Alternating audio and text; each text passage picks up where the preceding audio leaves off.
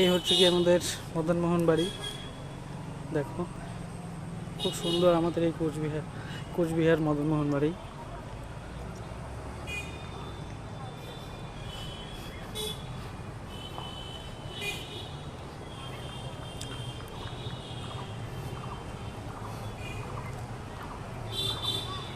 খুব সুন্দর একটা জায়গা,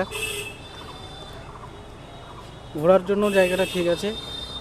কেউ যদি মনে করে পুজো দিতে আসবে, পুজো দিতে এসে ঘুরতেও পারে।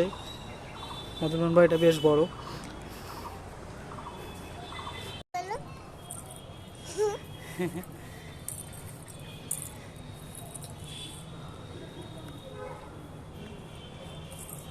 আমরা এই যে মদনমোহন বাড়িতে এসেছি আমার মেয়ে সহ।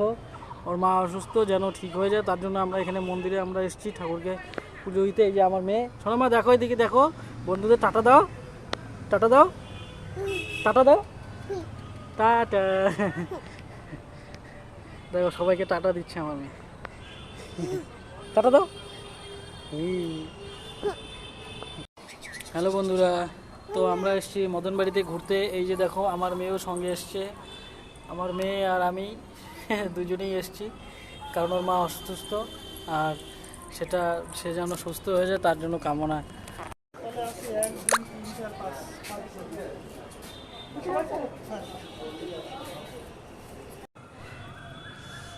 সোনা মা হাসো।